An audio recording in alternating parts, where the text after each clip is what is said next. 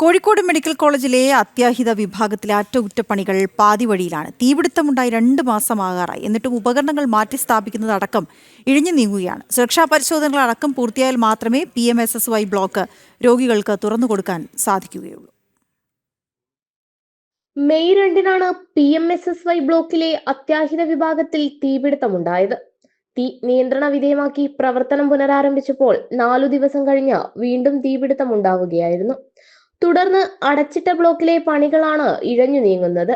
തീപിടുത്തമുണ്ടായ 6-ാം നിലയിലെ ശസ്ത്രക്രിയാ മുറികൾ സജ്ജമാക്കുന്ന ജോലികളടക്കം പാതി വഴിയിലാണ്. MRI മെഷീൻ സ്ഥാപിച്ച സ്വകാര്യ കമ്പനിയുടെ പരിശോധനയും പൂർത്തിയാകാനുണ്ട്. UPS മുറിയുടെ അറ്റകുറ്റപ്പണികൾ ആരംഭിച്ചിട്ട് മാസങ്ങളായി. എല്ലാ പണികളും പൂർത്തിയായി ഓഡിറ്റും നടത്തി ഫയർഫോഴ്സിന്റെ അനുമതി പത്രവും ലഭിക്കേണ്ടതുണ്ട്. അതിനുശേഷം മാത്രമേ രോഗികളെ ഇങ്ങോട്ടേക്ക് മാറ്റുകയുള്ളൂ. പഴയ കെട്ടിടത്തിലാണ് അത്യാഹിത വിഭാഗം ഇപ്പോൾ പ്രവർത്തിക്കുന്നത്.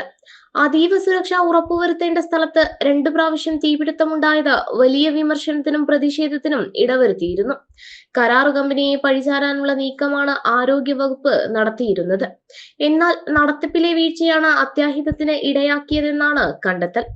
ആരോഗ്യവകുപ്പിന്റെ ഭാഗത്തു നിന്നും വേണ്ടത്ര ഇടപെടൽ ഉണ്ടാകാത്തതാണ് ജോലികൾ ഇഴഞ്ഞു നീങ്ങാൻ കാരണമെന്നാണ് വിമർശനം.